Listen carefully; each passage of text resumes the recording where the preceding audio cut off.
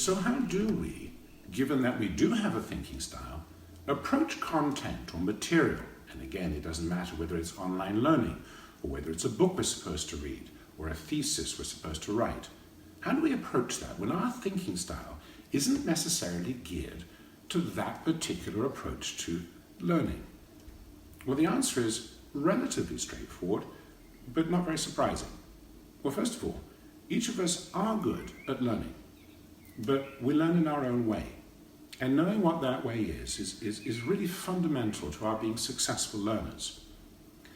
I, as a future thinker, do not rely on books, and I do not rely on processes to learn. I understand where I'm trying to get to, but then I become enthused with experimenting and exploring and talking to people and finding out bits and getting a sense of how it all works. And this is how I maintain my energy. Now, of course, that doesn't necessarily work within a university environment or at high school or in a course which is formal at the community college. But it does work for me, and it's my responsibility to make this work for me.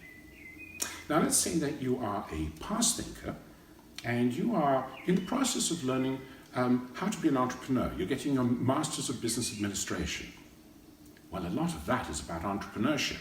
It's not really about the science of things, it's about the process of business and accounting.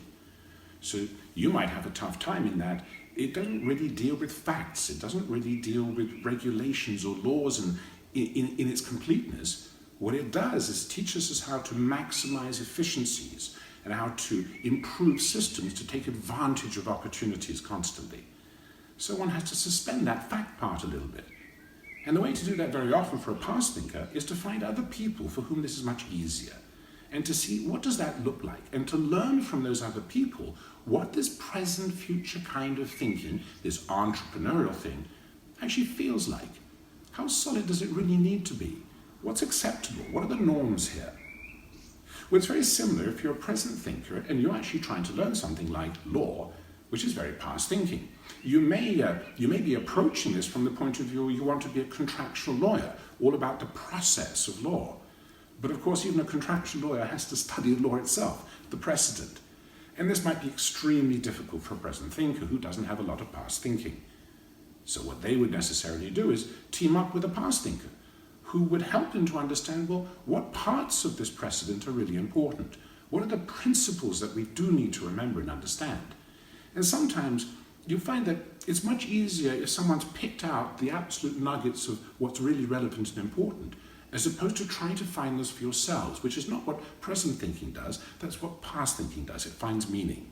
So teaming up with that past thinker to have them communicate to what is truly meaningful and what does need to be understood in order to be able to do contractual law, well, that's the secret. It's all about collaborative learning. It's about finding your way with others to achieve your goal.